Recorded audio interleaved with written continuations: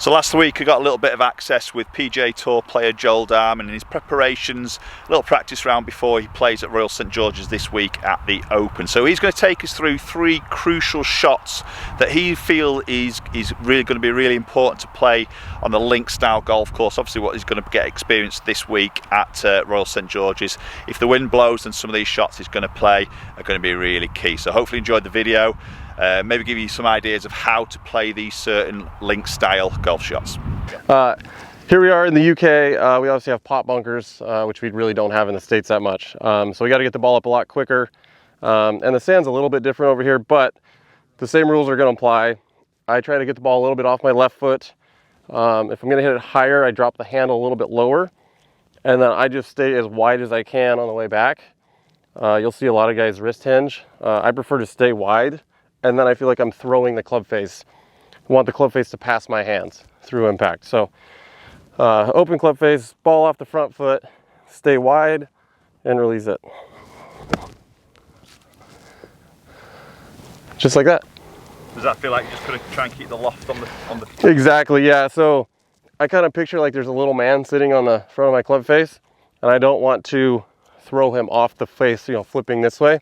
I like to keep him on and keep the face open as much as possible. Yeah, so we got me 60 degree, my Sugar Daddy wedge here. I've had the same grind, the Sugar Daddy, for years. I don't know anything about this grind.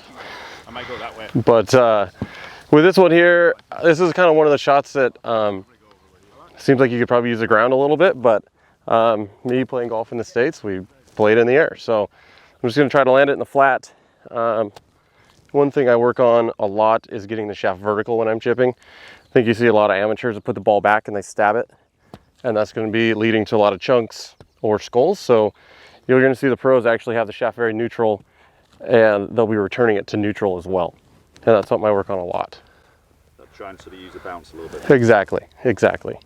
Yeah, you don't want the leading edge getting in here and doing this stuff. That's not good. So as long as that would apply even on a really tight link slide that obviously you're going to probably get faced with next week. Absolutely, yeah. And I think it's even more important to use a bounce end because it gives you room for error. You can chunk it a little bit, and the results are still good. So see what we can do here. That was pretty good. Yeah, so for a stock, it's my 7-iron, goes about 175, 180, kind of depending where we're at. But my stock shot is a little fade. I aim a little left, swing along the body line, and hit a little fade. So like you said, it's stock. It's just gonna fade a little bit. Aim at hair left, swing along the body line.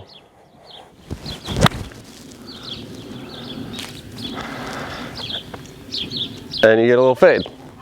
Over here at the lovely Open Championship, we'll probably see some wind this week. So for me, if I'm going to flight one down, just change my setup is all I'm really going to do. So first thing I'm going to do, I'm going to choke down a little bit on the club. I'm going to stand closer to the ball as well, and that's just going to keep the flight down on it. That's all I'm going to do. Choke down, stand a little close, and the ball will come out a little low and flighted. And that's kind of my go-to shot as well. If I need to hit one straight, I'm going to flight it down a little bit. Do you feel you do anything different with your handle through impact? Or is it... For the flighted shot, I mean, there's probably a little bit more lean on it. I mean, the handle's going to lead a little bit more, but I think with the choke down and me standing closer, that's just going to kind of promote that shot even more. So it's not, I think a lot of times the amateurs will put the ball too far back in their stance and they'll get way too much lead, and then they're digging really deep on it, and then the ball's actually going to get up and spin more. Where I believe the more you can kind of sweep one and flight it, the better off. And I think the other thing is actually swinging a little bit softer. The faster you swing, the more spin you're going to get. It's going to launch the ball higher. So if you're going to flight it down, again, choke down, stand close, but also you could just swing 75%. And the ball will come out even lower.